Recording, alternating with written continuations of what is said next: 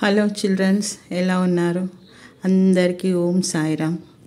మీరందరూ బాబా ఆశీర్వాదాలతో మంచిగా ఉండాలని నేను ఆశిస్తున్నాను. ఆఫ్టర్ రిటైర్మెంట్ నేను చాలా మిమ్మల్ని మిస్ అవుతున్నాను అన్న. ఏదో ఒక వేరే లోకంలో వచ్చి పడ్డట్టు అనిపిస్తుంది నాకు. మళ్ళీ మీ లోకానికి నేను రావాలని అనుకుంటున్నాను. ఏదో నాకు తెలిసిన కొన్ని మాటలు, మంచి మాటలు మీకు చెప్పాలని అనుకుంటున్నాను. ఎందుకంటే రాబోయే కాలం పిల్లలకందరికీ గడ్డు కాలమే నాన్న.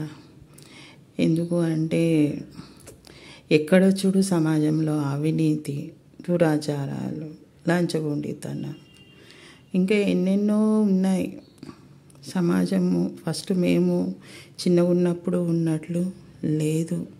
ఇప్పుడు మీరు ఎన్నెన్నో అవరోధాలు, ఎన్నెన్నో కష్టాలు ఎదుర్కోవాల్సిన పరిస్థితి. మీ చదువు లోపల కూడా మీకు బాగా మార్పు వచ్చింది.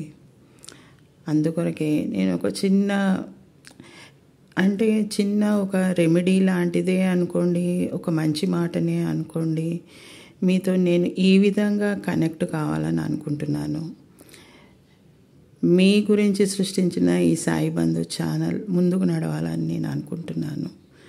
నాకు తోచింది ఏదో ఒకటి మంచి మాట నీకు చెప్పాలని నేను అనుకుంటున్నాను.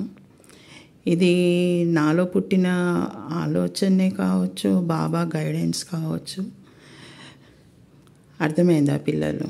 మీరందరూ మంచిగా ఉండాలి, మీరందరూ బాగుండాలి, మంచిగా చదువుకోవాలి, మంచి అలవాట్లతో ఎదగాలి. ఆ విధంగా నేను కోరుకుంటున్నాను. మీది ఒక మంచి సమాజాన్ని నేను కోరుకుంటున్నాను. మీరు మంచిగా ఉంటేనే సమాజం కూడా ఎదుగుతుంది. మీ ఆలోచనలు మంచిగా ఉంటే ఒక మంచి ఆలోచనలు ఉన్న సమాజాన్ని మీరు ముందు భవిష్యత్తు వాళ్ళకు ఇయ్యగలుగుతారు. అందుకొరకే ఏదో మేరా చోటా ప్రయత్న హై. బాబా చెప్పింది ఒకటే మాట. ప్రతి వ్యక్తి జీవితంలో రెండు అంశాలు మనం ఖచ్చితంగా మంచిగా నేర్చుకోవాల్సినవి. ఆయన చెప్పినవి కూడా సూత్రాలు. ఏంటిది? శ్రద్ధ, సబూరి. ఏ పనైనా శ్రద్ధగా చేయు, చాలా సహనంతో ఉండు. నువ్వు ఎంత సహనంతో ఉంటే నీకు అంత మంచి ఫలితాలు వస్తాయి.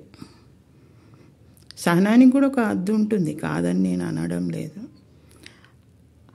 ఆ హద్దు వరకు నువ్వు ప్రయత్నం చేయి. ఇంకోటి బాబా ఏం చెప్తాడు తెలుసా? ఒకరిని నిందించొద్దు. ఎవరినైనా నిందిస్తే నన్ను మీరు నిందించినట్లే, నన్ను మీరు మర్చిపోయినట్లే, నాకు విలువ ఇవ్వనట్లే.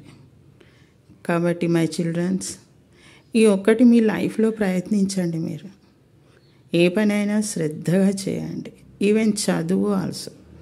చదువు కూడా ఒక పని లాంటిదే. ఎందుకంటే మీరు ముందు మంచిగా ఎదగాలంటే మీకు చదువు కావాలి, బునాది. మరి ఆ బునాదిని మీరు గట్టిగా నిర్మించుకున్నప్పుడే ఒక అందమైన భవనం అనేది, మీ భవిష్యత్తు అనే భవనం అనేది మీరు చక్కగా నిర్మించుకోగలుగుతారు. కాబట్టి ప్రయత్నించండి. చక్కగా ఓర్పుగా ఉండండి. ఎవ్వరు ఏ విధంగా నిన్ను రేజ్ చేసినా, నిన్ను రెచ్చగొట్టినా, ఎటువంటి మాటలతో రెచ్చగొట్టినా ఒక్కసారి మీరు సహనంతో ఉండడానికి ప్రయత్నించండి. చూద్దాం ఎలా ఉంటుందో. ఓకేనా పిల్లలు? బాయ్. సాయిరామ్.